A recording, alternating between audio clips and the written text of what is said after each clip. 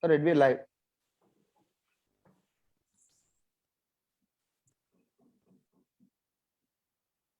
Good evening, everyone. Once again, thank you so much for joining us this evening. And Nila International Folklore Film Festival of India, NIFI 2021. This is the second edition of the film festival of Nila. And as part of the second edition of Nila International Folklore Film Festival, we have been arranging series of discussions, performances, and the whole purpose is like try to understand the folklore and traditional knowledge, dances spread across the world. And today we are joined by Abril. Abril is actually a Mexican dancer, and not only a Mexican dancer, actually she was in Kerala, and she was studying with the Kerala Kalamandalam as the Mohiniyattam student. And we have a long relationship with Abril. While she was here, she was closely working with Wiley and the younger generation. And I'm joined with one of my colleague, Lakshmi, and she will be talking to Abril mostly in the dance aspect. She is a dancer. And I welcome all of you to this show, and warm welcome Abril and warm welcome Lakshmi to this talk show. And to start with, Abril, actually, you can probably share some more details about your experience. But most of your, I'll start with a question.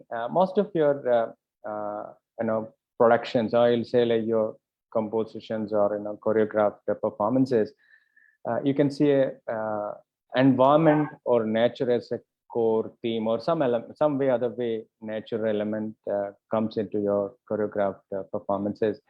So what's a core part of it? What is that element? So you can start with that, then probably we can get into more discussions. So warm welcome, Abril, once again. Hi, Vinod. Thanks a lot for inviting me. And congratulations for the festival. I'm very happy, and it has. I have invited friends to submit their films here in Mexico, and they are very excited about the film and have been making questions about it. So congratulations for organizing. And yes, I am a dancer, not a traditional dancer, but I do more experimental work. So I find a lot of inspiration in nature, mostly, and life itself, like life of the persons, but also life of everything that exists, and that is a huge inspiration. And I think that's the reason I was drawn to Indian dance, because it's also there. Almost in every dance or in every movement, there's some nature inspiration, and that was very exciting for me to study and know further.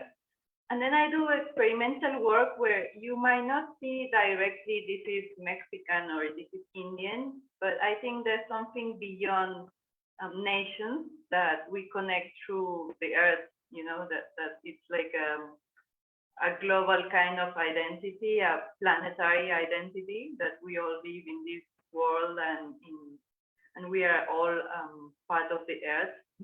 So that's very exciting for me. And for example, in Indian dance, there's the namaskaram, or this earth salutation. And last year I made a video dance that was made directly on the earth. I went up a mountain and we did a very wild kind of work there, dance work, but directly in the earth, like very into the skin also. Like I was covered with mud and things like that, very wild. But then I realized I was doing a kind of Mother Earth Namaskaram in my own way, and in a very different kind of media and experience. But it was basically that I was doing like a earth salutation, and that was also good to realize that this happened, that this connection with the earth went through a tradition that is the Indian dance tradition, and then became something else in my own experience. So I think that's part of my work, and that was part of what India helped me experience, realize, study, go deeper, all these connections that can be made. Indigenous groups in Mexico also are very, very connected with nature in whatever they do and whatever they happen to be making. And that's also interesting for me, like the dances, the medicine. The medicine is, the traditional medicine is also very connected with a biocultural patrimony. They use the herbs that are in the surrounding areas where they live, and they do the embroidery. It's also about what they eat. For example, the corn or the flowers that are surrounding is what is in the embroidery. So this is very interesting for me, and this is also very inspiring. These indigenous groups from Mexico that do their art, and it's also like a collective work in the sense it doesn't belong to a particular author, but to a group, the collective that is authoring this work. And this has been also important for Mexico to recognize that this also exists, and it's a kind of authorship. And as we protect the rights from, I don't know, artists, writers, dancers all over the world, we should also protect this identity. So it can be stolen away, because the Mexican embroidery has been also stolen by designers, and then they sell the same thing in millions of dollars. But this is not very ethic. No, they don't involve the people from their region. They just do a copy and then they sell it. And this has happened. So nowadays, I think there's a big movement in Mexico about protecting these rights, even the medicine rights, like from the earth, so that it keeps belonging to the people that got connected with it. That's very interesting to notice. Actually, I was closely following what is happening in Mexico, especially on rights of rivers movement or rights of nature movement. I think Mexico is very pioneer in establishing or identifying the rights of earth and the rivers as an individual, how you see. So what do you think, as you rightly mentioned, the ancient systems or traditional, the Mexican way of thinking or acting or all this, what do you think, whether there is any influence in your mind to consider earth and environment as an entity which is so coexist with every individual? So is that something, because I read that Mexico is a few of the countries who started promoting rights of nature and rights of rivers in large scale. And I think some rules and regulations put up by the country.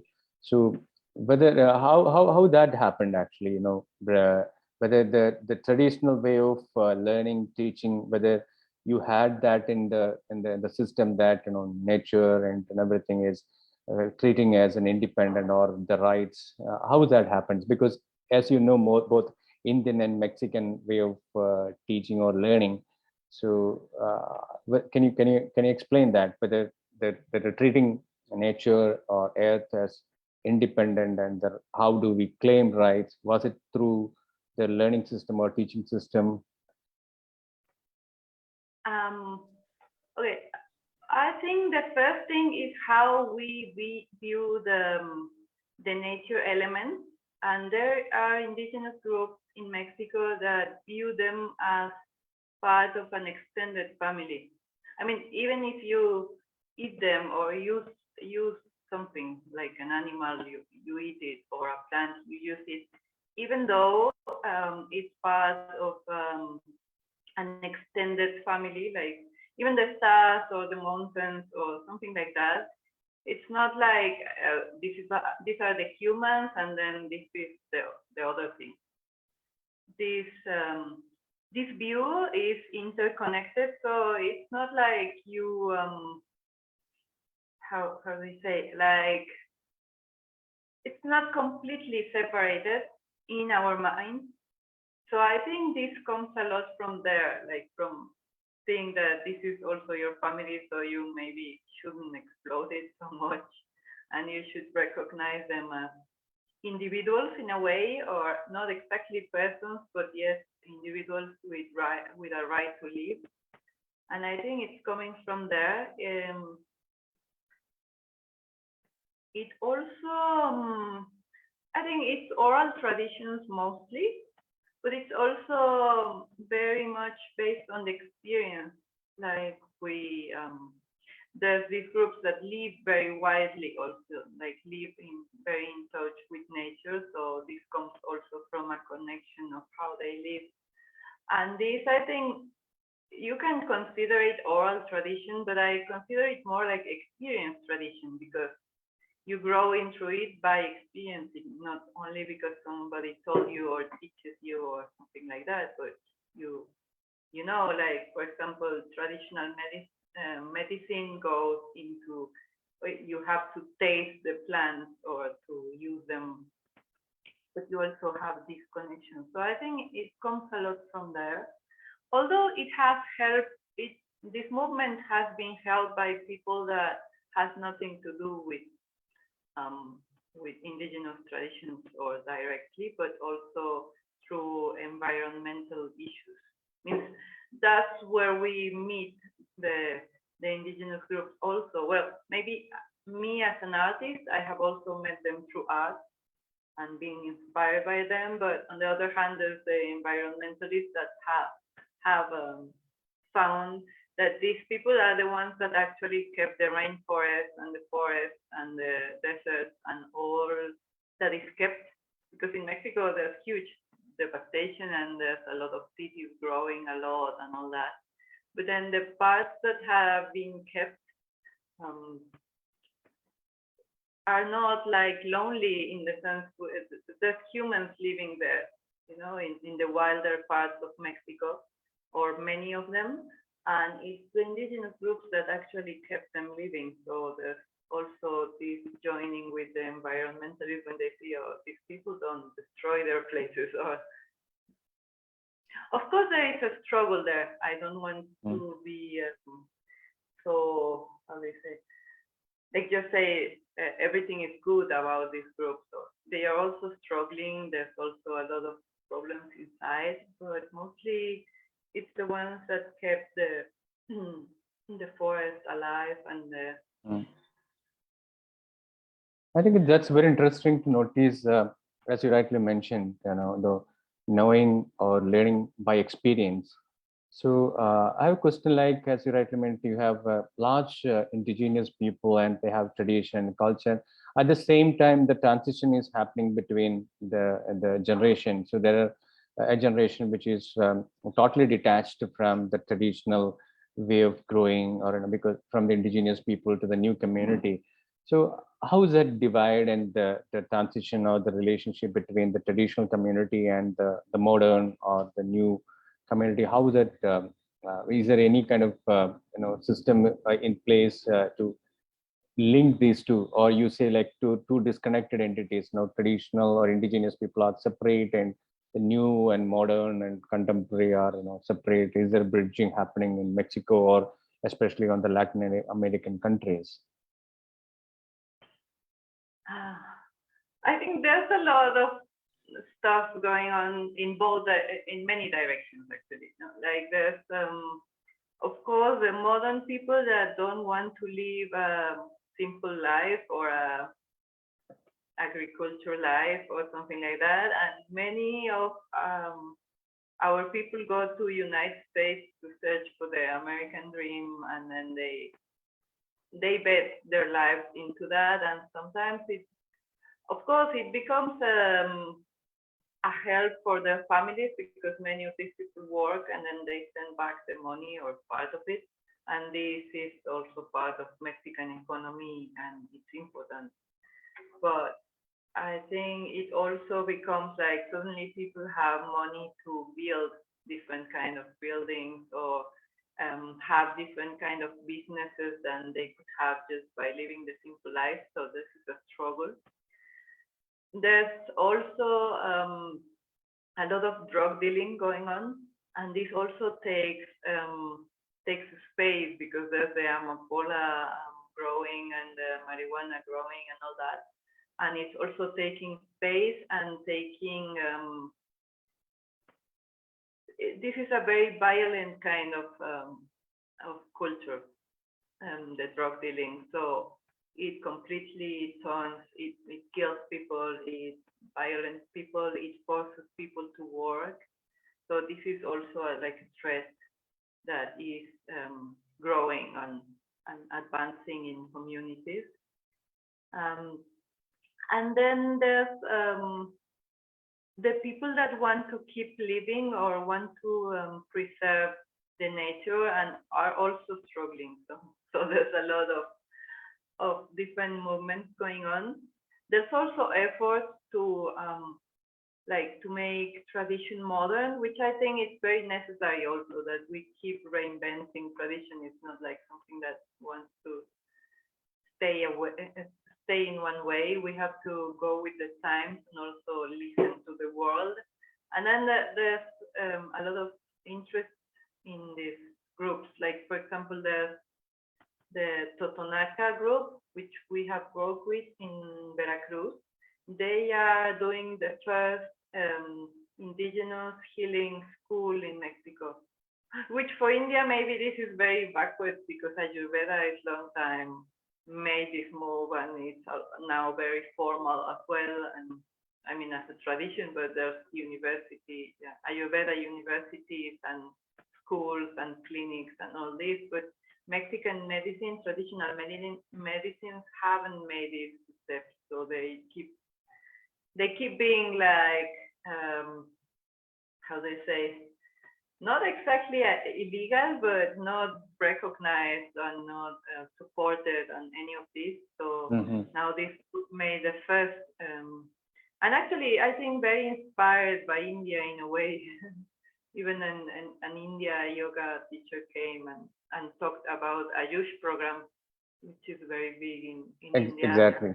And which was helping. So I think there's a lot of inspiration in nowadays, at least what is about traditional medicine in this direction, like to try to make it not only legal, but supported by the government and like a recognized job, so you can get a job somewhere, like an actual job. And so young people can be drawn to this, can be like, yes, I want to study this, so it's traditional. And yeah, a bit like the art already made, that the new folk was created somehow, inspired in old folk, but then we did something different, no? And this happened in Mexico, this happened in India also, it was remade in a way. So I think this is necessary, that it doesn't get stuck, but it keeps advancing somehow and getting into the public view and recognized and supported. That's interesting to note, because while I was in the US, actually, I noticed a particular food from Mexico, which is very popular in US, at Chipotle, and that's what they call. And I often eat that because that's a vegetarian food, which I love because the taste somewhat similar to Kerala, and I used to have it that. So I have a question, like, as you rightly mentioned, how is the system in Mexico? Like, as you rightly mentioned, you have traditional systems and you have practitioners, and whether there is any institutional government mechanisms where in here, like we have academies like the Sangeetnada Academy, Lalita Kala Academy, or for example, like Kerala Kalamandalam kind of institutions, whether is there any kind of such institutions in Mexico which try to document or try to teach to the new generation? It's something similar to Smithsonian in the US. So do you have any kind of any mechanism wherein they try to teach, document, and impart to the new generation? Is there any such mechanisms or institutions in place? Well, I think there was a lot done in anthropology. I don't know nowadays, but with an anthropological view, Okay.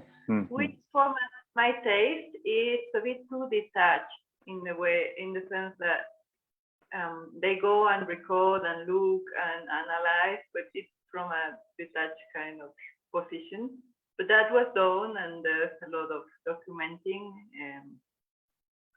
The INA, like the institution that keeps the pyramids and old buildings and all this, they also keep a research part. Okay. There's also, I mean, there was also this process of the folkloric dance and music going to academies, but as I said, it was very much into our research and was remade. So it's very different from the actual dances you see in like completely how they say, like coming from real communities. This was also remade, a bit invented, taking both, no, like their own these dance teachers and music teachers that made all this. They took a bit of their own inspiration, and they took a bit from traditional dances, and it was blended. But it was not anymore into not an actual representation of what was made in communities. So indigenous groups keep having these dances that are connected to ritual or to ceremonies or to maybe to Catholic dates in the sense that a specific festival. Because when the Spanish came, they brought the religion also, so that also influenced. So mostly Mexico nowadays is Catholic, and these groups are very Catholic in their own way. It's also like a different kind of being religious, but so they celebrate this date, the Catholic date, in different ways. And this also keeps being alive, and it's mostly taken into the religious communities or the communities that it's a self-organization. This doesn't go in the government exactly, though maybe the people from the government, especially the ones that are from their own community and are organizing, they help, of course. Sometimes they do funny things, but they also might help. So there's this, and this is mostly oral tradition and passed from generation to generation. And there's the new effort to try to keep it alive. Like, for example, there's the Voladores de Papantla tradition, which is also a ritual, like a fertility ritual. I don't know if you have seen, they go up like a very high place, and then they drop themselves while spinning. So this is a kind of dance, but it's also a kind of ritual for fertility. And this is difficult because it's also very risky. You can die, and so people have to learn it from small. And now there's efforts to make like school or specific spaces where people can keep learning. That's very interesting. So definitely, I think Lakshmi, of course, will be having some questions in depth. So I'll ask one more question and then I'll pass it over to Lakshmi. So how is that like from Mexico, long way from India, and how did you come to know about Kalamandalam, and what was the journey to come and join Kalamandalam? How has that happened? I'm curious to know.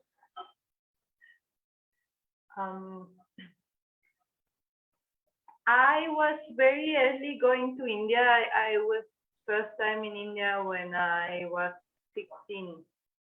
So that was long back, and I was very young. So I was very impressed with many things.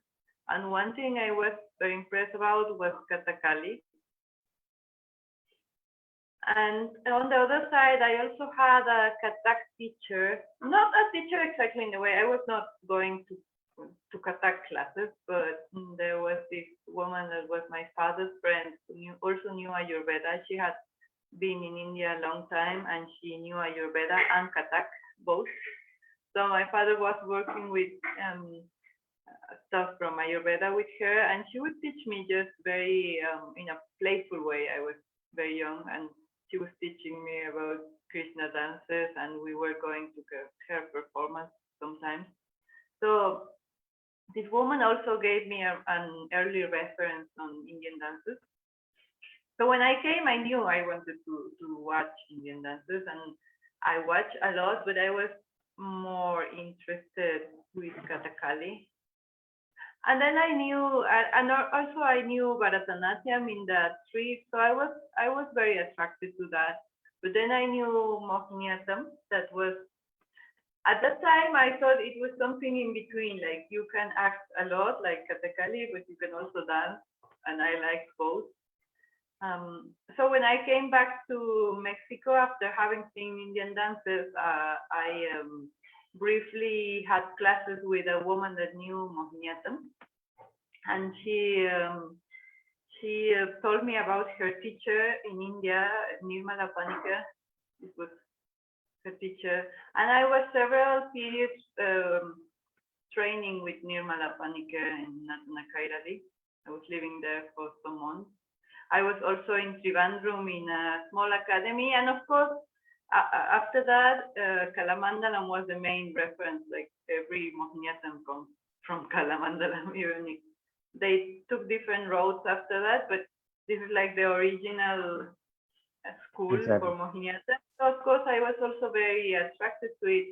And after I knew the story, I was also attracted because I was surprised that this can be made. That you can suddenly create a school and like make the tradition renew. So this was also interesting for me as an institution story.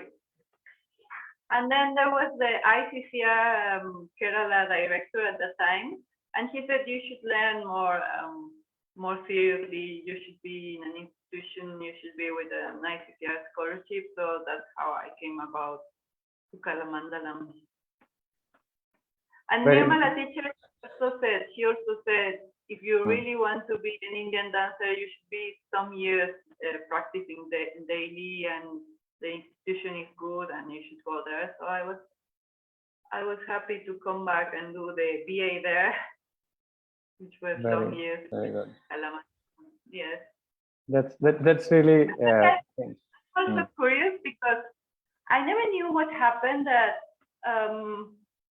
I mean, I'm the only foreigner that has a BA from Kalamandalam, or like a formal, paper. Like the others are. There has been a long story of foreigners studying there, but I have only been in the main group, like with the BA. And then this has not been made. Like, for what I know, I'm the only one. I'm also confused about that nobody else went into the BA, but for me it was like that, and it was good. It was difficult also because I didn't know Malayalam. I don't know Malayalam even now, but it was good to be in the main group also, and have this compromise, like to make the exams and to have, like, a syllabus that it's very different than if you only learn dances. That's the way that most foreigners learn, that they learn the steps and then they learn the dances. But I had exams, like theory exams and even dance exams and rhythm exams. This was also like an extra set of knowledge that I had to make. But this became very handy when I had to put up an invented orchestra back in Mexico to dance Mohiniyattam. So I knew how to do it. So I have been able to dance Mohiniyattam in Mexico and make my own orchestra and kind of direct it so I can dance Mohiniyattam. That's definitely for the viewers. We'll be sharing the URLs of some of her Mohiniyattam performances, and I'll pass it over to my colleague Lakshmi, because being a dancer, and she definitely will be having more questions. And it's very inspiring to read, and I stop here with a wording that, passion really drives it. So your passion really made it, because 3 years degree program, BA program, and most of the foreigners, like, they come and do a short programs on a short duration. They'll come and learn and go back. But you have really taken the pain to learn the art form in depth, and congratulations. So over to you, Lakshmi. Thank you. It was really nice, very nice listening to you, Abril, and very inspiring too. I have seen a couple of your productions or your videos wherein you have done a lot of improvisations to presenting the art form of Mohiniyattam, like in Mexico, even if it is in the costume or in the way you accessorize it or the way you construct the movements around it. And I've also learned about something called a Mohiniyatta Parichayam, or something which you have, the ensemble that you have brought together in Mexico. So having taken a lot of traditional elements from Kerala, especially from Kalamandalam, and interacting with a lot of learner teachers like Nirmala teacher and the teachers in Kalamandalam, I am quite interested to know your thought process behind the improvisations that you have so boldly brought about in Mohiniyattam. Would you like to talk? I mean, I'm really keen to understand about those thought processes and what went behind those improvisations that you have been bringing about in the art form. Well, I think I have a different set of work in dance field. One of them is I have tried to respect the Mohiniyattam as I learned it in one project, which is the Mohiniyattam Parichaya project, which is like a taste of Mohiniyattam in India, as it, in Mexico, as it is made in India. And as far as my capacities go and those of my orchestra, so I try to maintain that project, say like Mohiniyattam that resembles the one done in India. That's one project I try to keep, as clean as possible, in the sense of I don't improvise much or anything. I just try to make it as it is. But lately, even inside that project, I start doing some of my own Mohiniyattam songs and choreography with the help of some people. So we have a couple of music, and even one of those came when you graduate of Mohiniyattam in Kalamandalam, you have to present a choreography of your own. So one of them came from that and was actually seen by my teachers and accepted, let's say, as a Mohiniyattam piece. So there's this project. And then there's all my experimenting that is very different, that it can be, some of my productions have been Indian inspired. For example, I did Amrapali story with puppets and dance. And more than Mohiniyattam, I actually used the Natya Shastra technique, which I learned in Kalamandalam also with Dr. Padma Subramanian. So I took some of those steps that went well, and this was very different kind of work. It was India inspired, but we were also making puppets like for the Buddha and some other characters, and I was the only dancer in Amrapali character, but the rest of it was shown through puppetry. So this was very different. I think in India it's not really done that together, puppets and dance. Yes, that was very unique. I was about to ask about Amrapali also to you. Yeah, and this was Indian inspired, but deep inside, what was going on here is that the women's situation in Mexico is not so easy. So I wanted to show strong women. And Bali was for me a great example, and also women that are seekers. I think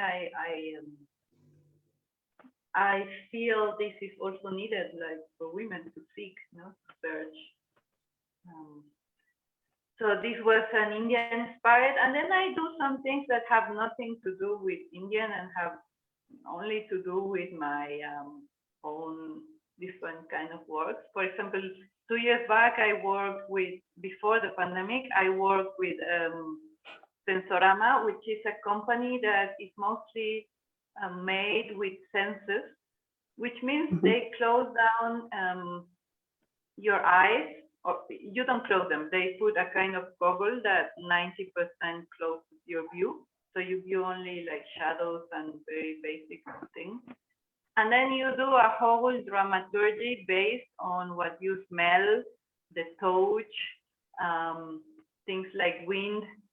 They could use smells that are made with this like vapor smelling things. And I mean, they use seeds, they use many things. So the whole story goes through your touch, through your smell, and through your ear, and not through your view, which is a very different kind of doing dramaturgy, and also inclusive for people that can't actually see. So I go also into very experimental work with different kind of people as a performer. And then as a creator, I also have done different things. For example, now the pandemic threw me into making films and cinema, because I don't like the performances just shot in like a frontal shot, because I think it loses the being together, the human heat of being together in a theater, and the experience of suddenly to watch in the TV or the computer a dance performance. I don't like it. So I said I would do better to do experiences that are made for the screen, actually. So something in between. I made this experience of going into the mountain almost naked with the mud when it was raining. So we did a whole experience, and this is something you can't invite people to go to, but you can take some of the essence of that, and I did that for the screen. So using the screen as a media to communicate things that you couldn't invite people to. Or we made a false theater play for children. Recently, we are going to screen it soon for children. That it's a kind of false theater play. We did like this mute kind of old cinema with the piano and with music, and very much because the first cinema was very much like theater. You know, cinema from 1910, 1920s, before the speaking, it was very, very much like theater. It was a very simple kind of settings and very big movements, because if you don't have to talk, like Charlie Chaplin, he was very into mimicking and doing a lot of gestures. So we used a lot of that to make a kind of film, but at the same time, it's a bit like a theater play. So I have been speaking and experiences, and yes, I think that this Indian thing is I didn't take only the Mohiniyattam, and I don't consider myself only a Mohiniyattam dancer, but of course the influences go very deep, because I was reading the philosophers. Like I take a lot of inspiration from Abhinavagupta, because he was saying that a lot of, like, to go into the experience. How do you take people to a particular experience that changes their view forever? And I think that's a continuous seeking of how do you do that, and which media. So I keep changing. I think I'm very chameleonic. I keep changing the whole time what I do. And this, I think it's also confusing for people, because you were an Indian dancer, and then you're doing this, and then has nothing to do. But I think in the like the what can be continuous about my work is the search. That was very, very well explained. Of course, art is supposed to transcend boundaries and come across and communicate as a common tool. So maybe, like as you said, not adhering to any particular style, but understanding the movements and bringing about the nuances of the movements in what you imagine and do. And it is the way you connect with nature. So I'm happy to know that you have been very true to connecting with nature through your art form. Mhm. Yeah, yeah, it's a constant. Yes. So over to you, Vinod. Yeah, that's really interesting. And I noticed that I have a question like you were talking about looking film or cinema as a medium, and you were talking about the movements and the representations of the performer or actor the steps and the overall performance like Charlie Chaplin. So what do you think? I have a question related to how do you foresee the new media like film helping us in documenting or taking the tradition into next generations, so how was that so do you feel that the new media can definitely help us in because we are also trying to set context for film festivals. How do we relate films with the traditional knowledge systems or art forms? Yeah, I think it's a great tool for anything, like I think it's actually a media, it's a tool. So different people use it for different purposes. And as keeping the traditions alive, I think more than keeping the tradition alive, because traditions keep alive if they keep serving people. So naturally that comes.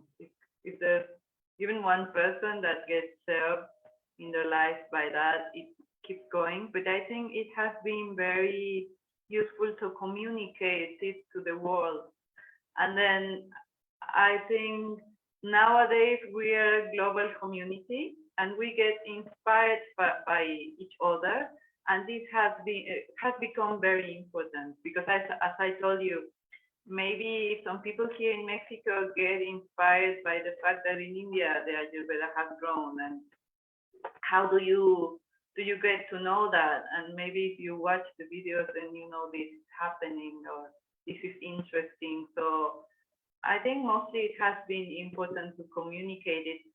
And then you have access to a larger community that even though they might not be close by, they might be interested in what you're doing. And that's also important for people to keep doing things, even if it's traditional things. If they know that someone maybe in the other side of the world or somewhere that appreciates the work, I think that becomes very important. It also becomes important, I think, within the political views, as to create a political image that then you can create adequate legal rights for those communities, for the ones that need it, that need support or need preservation or things like that. So it also helps that way. I think, yeah, it's different. And I think it also helps doing art in the sense, in a different way, but how do you say? Like when it's well made, it can also show you something that happens in a very particular place in the world that can be very interesting for you. So this is also, I mean, a different layer of art that can be shown. And for example, I see that many of the handcrafts, you only see the finished product. No, and then through film, for example, you can show the actual process, and that's also very interesting. Like what is the material? Maybe it's a tree, maybe it's a plant. And process, I think, has been important for traditional. So I don't know what you might, what's your opinion about that? But I think process is very important because we are also in a moment that we think fast is good, and that's all. And that's not necessarily true. Sometimes all the work, all the process, that anything can happen, anything can be created. The creative process can be shown, and that's something where film can very particularly assist. because it's very difficult to be by a person the whole day or for months or for years by creating something. But then maybe you can, even with music, like the instrument, where is it coming from? How is it made?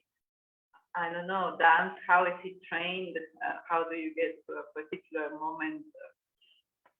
So that, I think there's value also in the making and in the nuances of how, where is it coming from, who is it? Not only the finished product and making it as if it's fast. Sometimes you appreciate more things when you know it has a process and how much heart and effort is put into that. And I think that that's also a thing. Film can be good at it. I think it's very interesting to notice the politics of the festival or each films communicate, especially on the rights of indigenous people or the kind of community you are involved in. I think that's you put it a very right way, and that's very much interesting to notice. And we are also trying to coin NIFI in that direction, so that we can be the voice of voiceless people, in the especially defining the politics of NIFI. And I have a question from one of the audience that if there is an intangible heritage element identified by UNESCO, the art form called, I don't know whether it's correct, Papatla. Yeah. So can you talk about that actually? The audience, the viewer wants to know more about it actually. So. Okay, yes. This is a dance from Papantla, Veracruz, but not only from there. It's in several places. But basically, they go in a very high stick. One of them is drumming and making music at the top, and the others go down. How would you say go down? They go with a rope, like by their feet. They have this rope tied to the feet, and they go down, and this thing is spinning also. So it has been famous for years and drawn worldwide attention because it's very risky also. It's very impactful to see people flying. Actually, we call them voladores. We call them flying people, de Papantla, voladores de Papantla, because they do fly. Like it's very beautiful to watch these men going down, and it's also very risky because if not well made, if something goes out of balance, they can die. People die actually now and then. Okay. Not very often, but they do die. And then it's also a fertility offer, like an offering for the earth. The process of being recognized by UNESCO was a long one. In the beginning, they made a Festival Cumbre Tajín, which was like a new made festival designed for people from all over the world and from Mexico to come and they have this experience of being near the Totonaca people. The indigenous group is the Totonaca. So this Cumbre Tajín brought was a huge festival, and then they invited also very famous bands. Björk came, and many very famous bands from around the world, not only from Mexico. It was an international music festival also. So young people were very excited to go because it was like very low prices for this kind of concert. So they would go from any point in Mexico and go there for the concert, for the famous people concert in intention. But then when they came, they find all these Totonaca people doing different things such as dances and music and handcraft. medicine, traditional medicine, and there was a whole bunch of activities you could do in the festival regarding only this particular indigenous group. So it started as a festival, music festival, but then it became also, the indigenous group that was organizing the festival also, they started becoming interested in making it more. So they made a school. They made a school for this traditional art to keep being taught.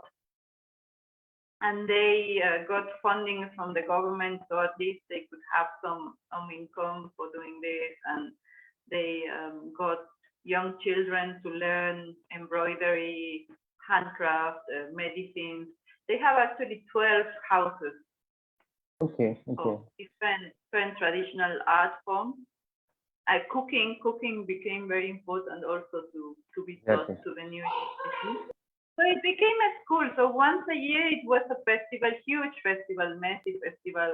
I was working on this festival and it was huge and interesting, but also very messy in the sense that these big bands were combined with this very traditional thing, and it was all very noisy.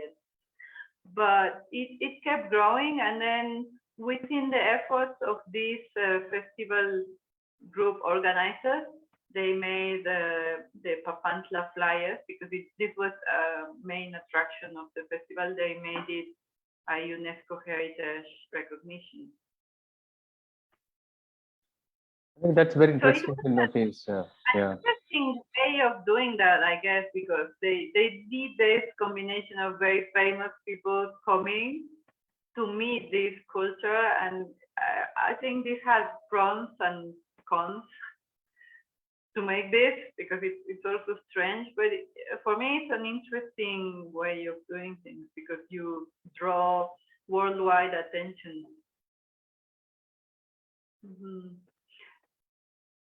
So nowadays it's up there. It's called Centro de las Artes Indígenas. I can give you they are there on Facebook. I can post it later for you. The Centro de las Artes Indígenas, and they teach 12, and some of them have grown 12 art forms. For example, nowadays the art of healing became a school, like official school. So it keeps growing. The project keeps growing.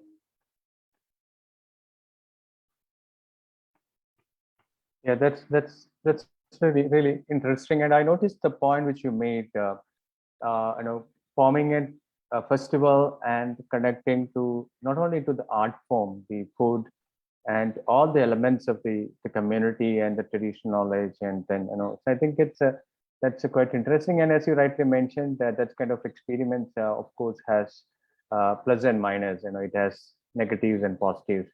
And I wish to ask one more question. I know it's almost an hour now, and the question is actually, what are the unique elements which you identify? Because being a Mexican dancer and learned and trained and performed, and coming to Kerala and an Indian dance systems, and being a student in Kalamandalam, and through that, actually, what are the unique elements or the representation or expressions you could find out from both the art forms, and unique and uniform, both you could identify? Can you explain to us actually what are the unique and what are the uniform elements which you could separate from both systems? You mean in Kerala? Yeah, exactly, Kerala.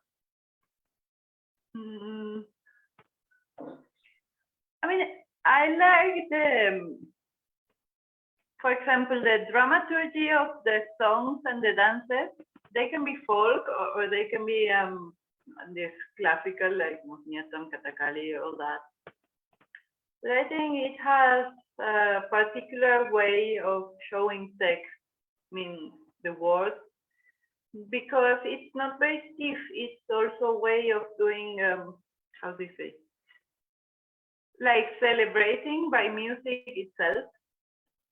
And then, well, there's another part that might tell a story or have a text or be, the words of the song. but I think it has, how do you say? I mean, this rasa theory, I find it present even in the folk, because you can say there's a mood behind.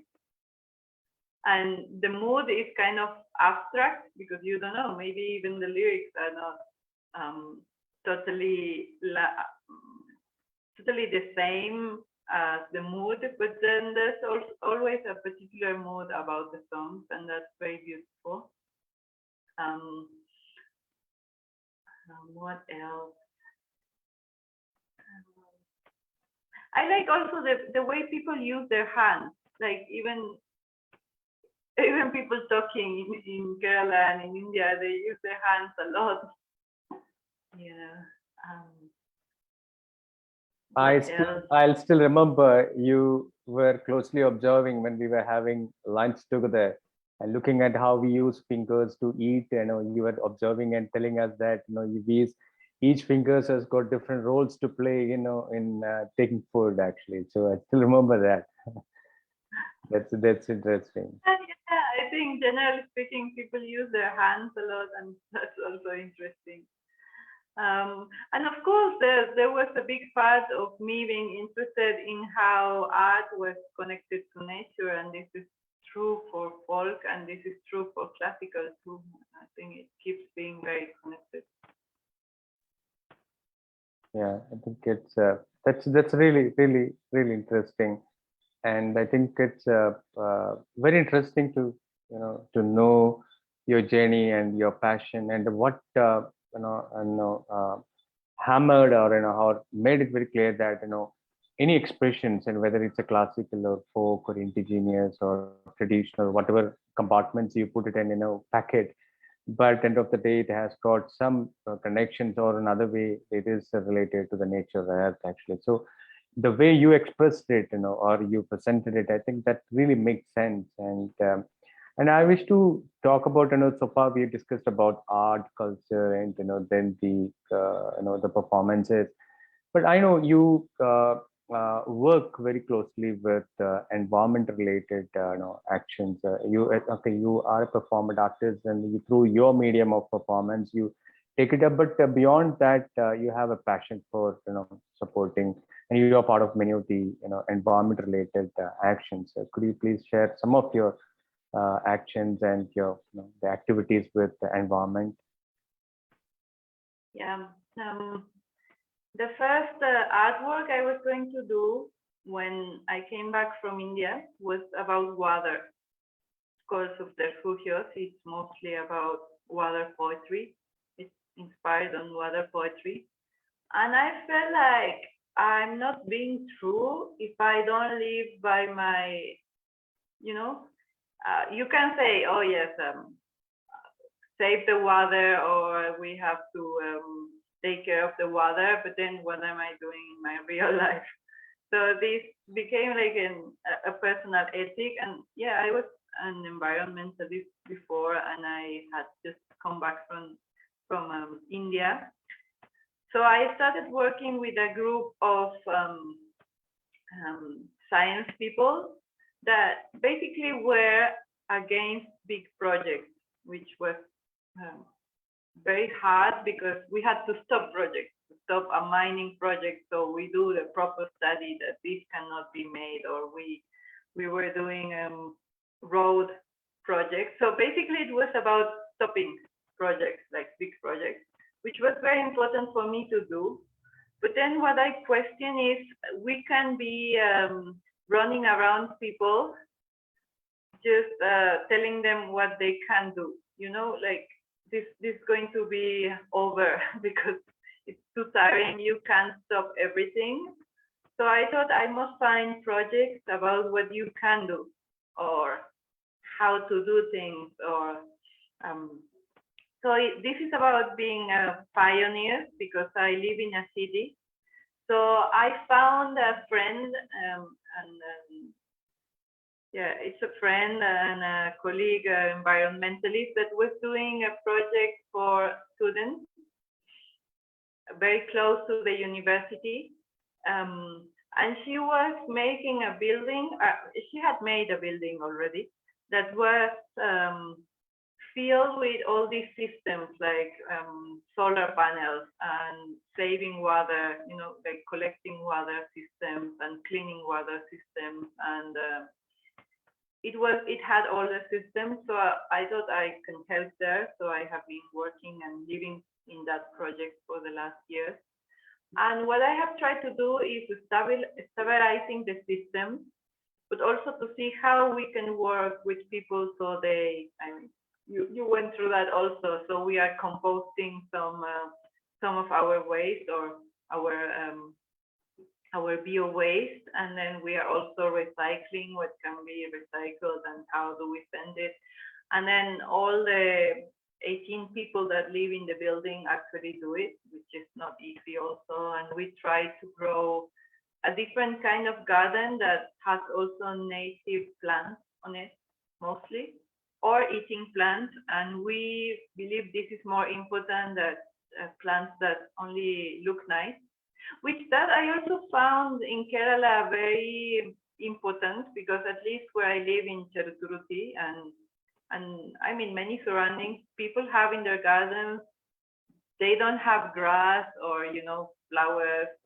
Some people do, but many people have also trees that they can eat, or, you know, so this fruit, the jackass, or these fruits that come from the garden can also be eaten. So I think this is very important that you have in your garden some things that you can eat. But in my city, this is not too common. People have gardens just to be there with the grass and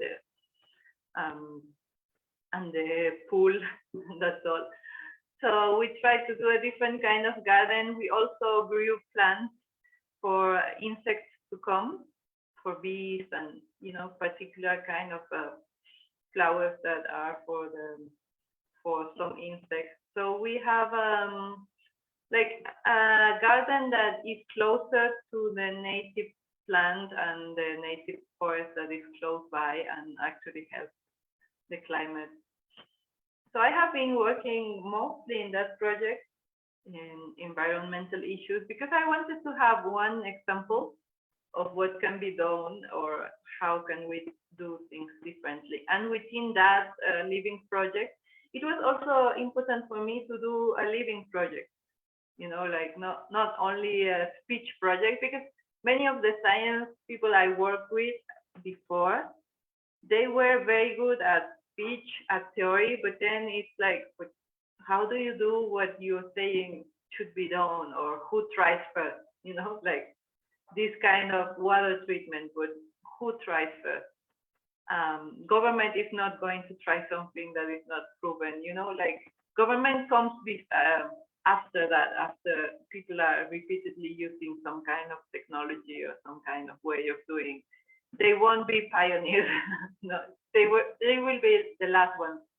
So someone has to start. So it was important for me to have a space where I can try these technologies, this way of doing things.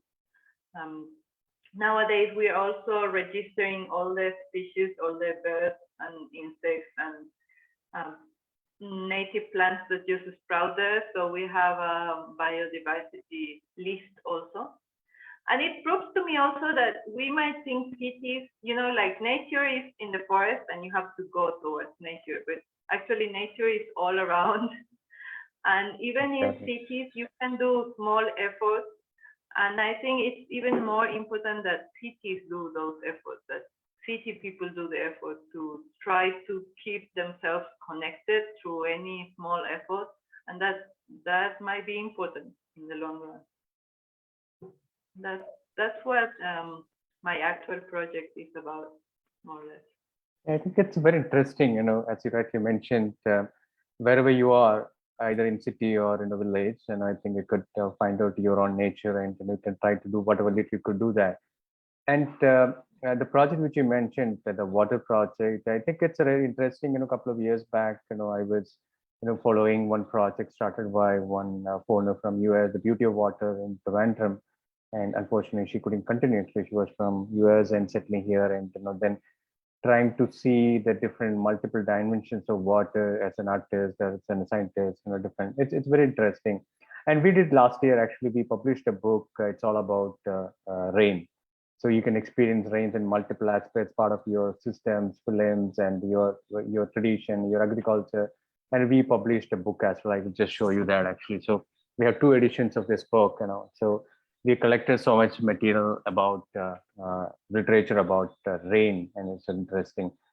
And so thank you so much, Abril. And I think it's very interesting to learn and understand from you. And I think it's a long way to go, and we understand that the relationship really made it, and us understanding your perspective and connected with the environment, and the more important that how it connects with the present context is very important. So thank you so much for finding time in your morning hours to join with us and supporting NIFI.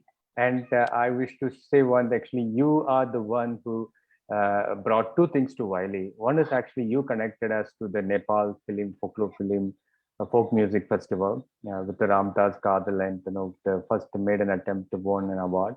And we are still continuing that, and Ramdas became patron of this festival, and still continuing the relationship with Ramdas for last 10 to 12 years, I think. And second, you started the exercise with the next generation of Wiley youngsters, and taking them to all around the village and teaching them. And from that inspiration, we built. They're all doing good, actually. They're all doing good. And then we evolved that, and made a river module. And I used to send you some once in a while, and I used to send update. And then that module is getting piloted with around 12 students. And it's I can share you more details later. But so all your small sort of attempts really given us space for us to think in broader sense. And thank you so much, Abril, and thank you so much, Lakshmi, for joining. Lakshmi, and Thank you. I congratulate you for this new venture. I'm very proud always of Wiley, because you keep being so active and growing, and that's very important. Exactly. Thanks a lot, Lakshmi. Thank you so much, Abril and Team Wiley and everybody. It was wonderful listening to you and getting to know the way you connect with nature through your art and the wonderful projects and everything. Thank you so much. See you. Yeah, thank you. Bye-bye. Bye. Bye. Bye.